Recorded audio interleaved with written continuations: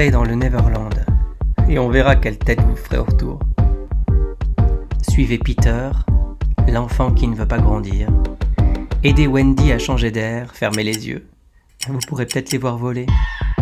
Venez dans le théâtre abandonné de notre imaginaire jouer tous les rôles.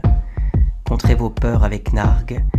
Fuyez le temps et la mâchoire du crocodile. Ici, personne ne devient adulte, enfin, c'est ce que Peter voudrait nous faire croire.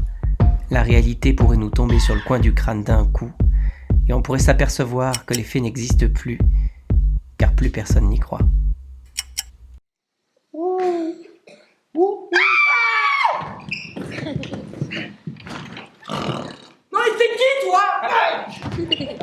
On suit deux enfances singulières, celle de Peter, un garçon qui ne veut pas grandir et qui écrit dans ses carnets ce qu'il ressent de la vie entre ses 8 et ses 18 ans, et Moira, son alter ego, mais adolescente, qui, elle, ne rêve que d'une chose, c'est de s'émanciper, de quitter sa chambre, quitter peut-être sa famille pour en fonder une.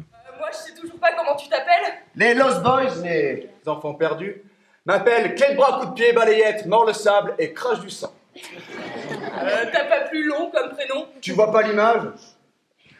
Ben quand t'es pas d'accord avec moi, quand tu fais un peu qu'avoir une idée qui est pas la mienne, un peu que t'apprends à savoir ce que ça veut dire. Sinon, appelle-moi Pan. Ou Peter. Peter. Le Neverland, le voyage qu'ils réalisent, n'est rien d'autre que le théâtre de leurs fantasmes. Ils rencontrent effectivement un comédien qui, seul, erre dans un théâtre et qui rejoue sans cesse cette histoire de ce personnage qui ne veut pas grandir. Et comme dans un rêve qui flirterait avec un cauchemar, la réalité et la fiction se rencontrent. La pièce est composée de tableaux référencés aux univers oniriques et introspectifs, scènes réinventées à partir de l'œuvre de James Matthew Barrie, aux couleurs du pays du jamais jamais, et des scènes contemporaines écrites en écho à l'histoire matrice et inscrites dans notre présent. Viens avec